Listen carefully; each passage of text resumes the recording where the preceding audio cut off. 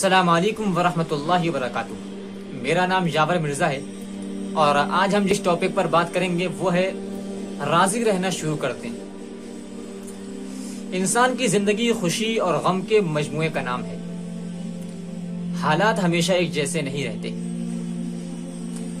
خوشی کی لہروں اور غم کے تھپیڑوں میں ہماری زندگی کا یہ سفر برابر جاری رہتا ہے اور ہماری موت پر جا کر ختم ہوتا ہے۔ زندگی میں ہر چیز ہماری مرضی کے مطابق نہیں ہو سکتی۔ تجری الریاح بما لا تشتہی السفن، کشتیاں کب چاہتی ہیں کہ ہوائیں ان کے مخالف چلے، لیکن کشتیوں کے چاہنے سے بھلا کیا ہوتا ہے، ہوائیں تو پھر بھی مخالف چلتی ہی ہیں۔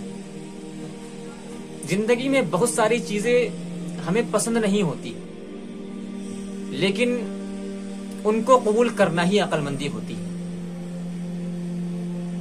زندگی کی مشکلات کو لے کر روتے رہنا اور شکوہ شکایت کرتے رہنا یہ ایک بڑے آدمی کی پہچان نہیں ہے۔ شکوہ شکایت کرنے سے حاصل تو کچھ نہیں ہوتا، لیکن انسان ذہنی مریض ضرور بن جاتا ہے۔ دکھ درد کے باوجود بھی زندگی آسان ہو جاتی ہے اگر انسان اللہ کی تقدیر پر اور اس کے لکھے ہوئے پر راضی رہنا شروع کر دے۔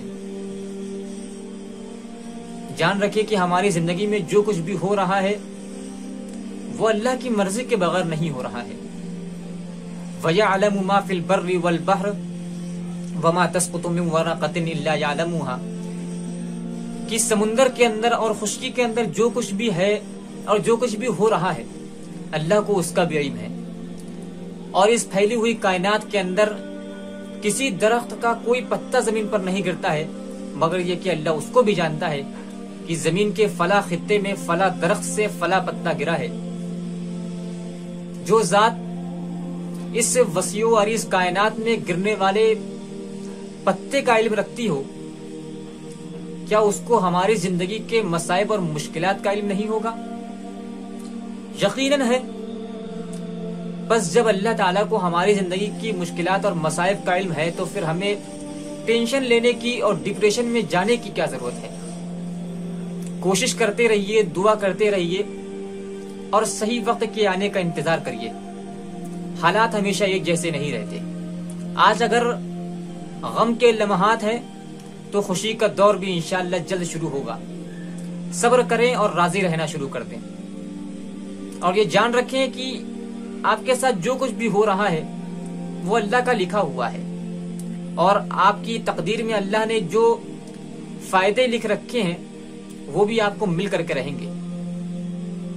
صحیح مسلم کی ایک روایت کے اندر اللہ کے نبی صلی اللہ علیہ وسلم حضرت ابن عباس رضی اللہ تعالی عنہما کو نصیحت کرتے ہوئے کہتے ہیں کہ وَاعْلَمْ أَنَّ الْأُمَّةَ لَوِ اجْتَمَعَتْ عَلَىٰ أَن يَنفَعُوكَ بِشَيْءٍ لَمْ يَنفَعُوكَ إِلَّا بِشَيْءٍ قَدْ كَتَبَهُ اللَّهُ لَكَ وَإِنِ اجْتَمَعُوا عَلَىٰ أَن يَضُرُّوكَ بِشَيْءٍ لَمْ يَضُرُّوكَ إِلَّا بِشَيْءٍ قَدْ كَتَبَهُ اللَّهُ عَلَيْكَ۔ کہ اے بچے یہ جان لے کہ اگر پوری دنیا مل کر تمہیں فائدہ پہنچانا چاہے اور تمہارے رب نے تمہاری تقدیر میں وہ فائدہ نہیں لکھا ہے، ساری کائنات مل کر کے بھی تجھ کو وہ فائدہ نہیں پہنچا سکتی ہے، اور اگر تمہارے رب نے تمہاری تقدیر میں کوئی نقصان نہیں لکھا ہے اور ساری دنیا مل کر تمہیں وہ نقصان پہنچانا چاہے، اگر تمہارے رب نے تمہاری تقدیر میں وہ نقصان نہیں لکھا ہے ساری دنیا مل کر کے بھی تمہیں نقصان نہیں پہنچا سکتی ہے۔ تقدیر کے لکھے ہوئے پر راضی رہنا شروع کر دیں۔ اگر تقدیر میں مصائب و مشکلات لکھی ہیں تو تقدیر کے اندر خوشی کے لمحات بھی لکھے ہیں۔ زندگی کی مشکلات کو لے کر کے غمزدہ ہو جانا اور مایوس ہو جانا ایک فطری بات ہے، لیکن مصائب و مشکلات کو لے کر کے روتے رہنا اور شکوہ شکایت کرنا چھوڑ دیجیے۔ ہم یہ کیوں بھول جاتے ہیں کہ اللہ تعالیٰ نے جو کچھ ہمیں دے رکھا ہے وہ اس سے کہیں زیادہ ہے جو کچھ اس نے ہمیں نہیں دیا۔ جو چیزیں اس نے ہمیں مفت میں دے رکھی ہیں ہم ان پر اس کا شکر نہیں کرتے، لیکن اگر کسی مصلحت کے تحت اس نے ہم سے کوئی چیز لے لی ہے تو ہم اس پر شکوہ ضرور کرتے ہیں۔